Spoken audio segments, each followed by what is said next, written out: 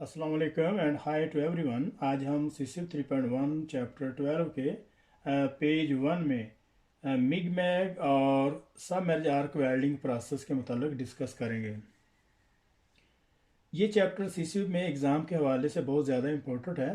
तो इस चैप्टर में आर्क करेक्टरिस्टिक और इसके डेफिनेशन और आर्क को स्ट्राइक करने के मेथड और इसके अलावा टाइप्स और मेटल ट्रांसफ़र के मुतालिक तफसील से डिस्कस होगी। और मिग मैग के इक्विपमेंट और इंस्ट्रूमेंट और इम्पोर्टेड इंस्पेक्शन और चेक पॉइंट और वेरिएबल पैरामीटर्स और इस प्रोसेस की वजह से आने वाले इम्परफेक्शन और सेफ्टी के मतलब और गैसेस वगैरह के हवाले से डिस्कस करेंगे। और फिलो वायर और इलेक्ट्रोड में क्लासिफिकेशन और वायर पे कॉपर कोटिंग, वायर टेम्पर और वाइंडिंग के क्या बेनिफिट हैं, इन पर डिस्कस करेंगे। तो यहाँ से अभी हम इसको स्टार्ट करते हैं। Arc characteristic for the MIG and submerge arc welding process में arc characteristic for MIG and SAW। तो MIG जो है वो मेटल इनर्ट गैस है और इसी तरीके से SAW है सबमर्ज आर्क वेल्डिंग। तो मिग और सबमर्ज आर्क वेल्डिंग की जो आर करेक्टरिस्टिक है उसके मतलब डिस्कस करेंगे इस पेज में। इन MIG, MAG and SAW weldings, we require different welding equipment than used for MMA and TIG as the arc length is controlled by the voltage। यहाँ तक इसको देखते हैं। इन MIG, MAG and submerge arc welding के लिए जो basic जो equipment जो रिक्वायरमेंट होती है वो MMA और TIG वेल्डिंग प्रोसेस से डिफरेंट है। As the arc length is control by the voltage, क्योंकि इनमें जो इसकी आर्क लेंथ है वो वोल्टेज से कंट्रोल की जाती है। और जो MMA और टिग वेल्डिंग प्रोसेस में इसकी जो आर्क करेक्टरिस्टिक है वो कांस्टेंट एम्परेज करेक्टरिस्टिक है। MMA और टिग वेल्डिंग प्रोसेस में जो आर्क लेंथ जो कंट्रोल की जाती है वो एम्परेज करेक्टरिस्टिक है। और यहाँ पे जो मिग मैग और सबमर्ज आर्क वेल्डिंग प्रोसेस में जो इसकी आर्क करेक्टरिस्टिक है वो ओल्ड, तो उसमें कांस्टेंट वोल्टेज जो एम्परेज करेक्टरिस्टिक जो यूज़ की जाती है। To achieve this we require a constant voltage characteristic power source. तो मिग मैग और सबमर्ज आर्क वेल्डिंग प्रोसेस को यूज़ करने के दौरान इसमें जो कांस्टेंट वोल्टेज कैरेक्टरिस्टिक जो पावर सोर्स है वो रिक्वायर होता है। तो यहाँ पे कांस्टेंट वोल्टेज और इसके एम्परेज कैरेक्टरिस्टिक की यहाँ पे डायग्राम दी हुई है, तो इसको हम देखते हैं।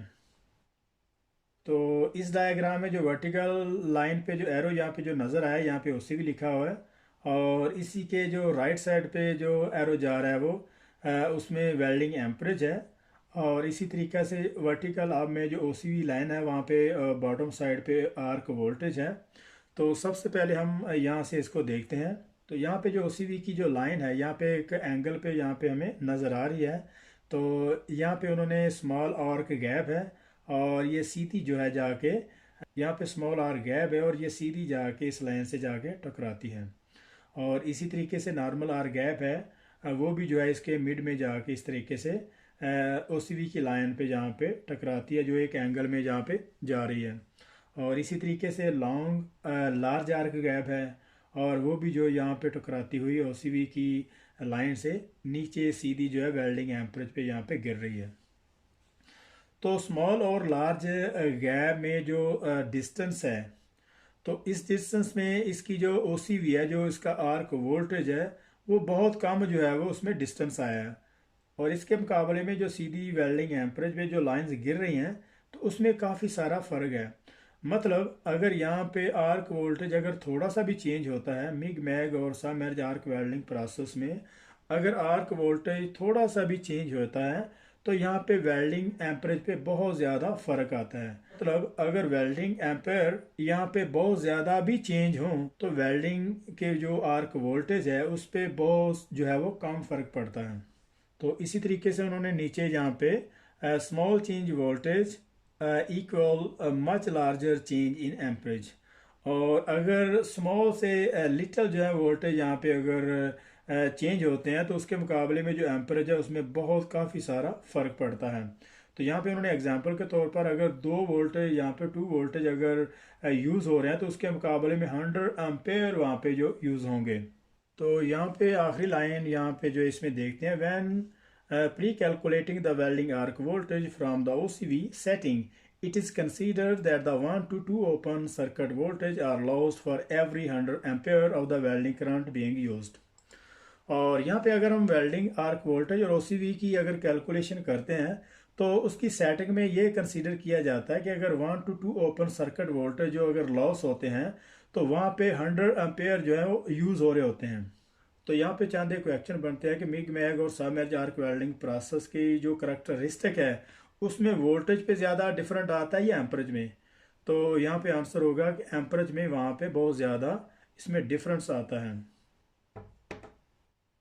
और इसके अलावा अगर इसकी जो आर्क लेंथ है, आर्क गैप है, अगर उसमें डिस्टेंस आता है तो OCV पे इतना डिफरेंस नहीं आता।